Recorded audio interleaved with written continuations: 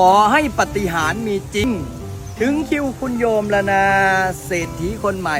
เศรษฐีคนต่อไป ขอให้เป็นคุณโยมบารมีพระพุทธเจ้าบารมีพระธรรมบารมีพ่อแม่ครูบาอาจารย์บารมีเจ้าปู่เจ้าย่าเทพไทยเทวาบันดลบันดาลให้ญาติโยมมีโชคมีลาภโชคดีเป็นเศรษฐีคนใหม่โชคดีเป็นเศรษฐีปลดหนี้ปลดสินได้วันนี้ด้วยเถิ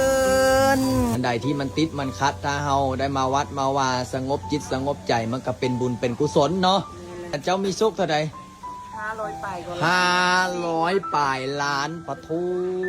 เฮงเฮงปังปังสมพอเพิ่นจะหอบปัจจุปัจจัยมาถวายวัดได้อันนี้เนาะพระอาจารย์กสิสร้างวัดสร้างว่าพอดีพระอาจารย์กำลังสร้างสถานที่น้ำตกแสดงว่าได้เรียนนี้ไปละปังได้เรียนน่ะเรียนพระเจ้าองค์ดำนี่นะ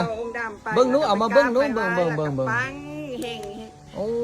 หนออันนี้บ่ได้โฆษณาได้อันนี้แจกฟรีได้เรียนนี่นะบอนอื่นเนี่ยเขาเฮ็ดขายบอนอื่นเขาเฮ็ดไว้บูชาแต่บอนนี้แจกฟรีอยากได้บ่ด้านหลังหมดแล้วดีใจว่ามาขอพรแล้วเพิ่นได้ดังความเป้าหมายปาฏิหาริย์มีจริงถึงคิวคุณโยมแล้วนะบอกเศรษฐีคนใหม่เศรษฐีคนต่อไปก็ถือว่าเป็นคุณโยมแต่ตอนนี้ถึงคิวอาตมาแล้วนะ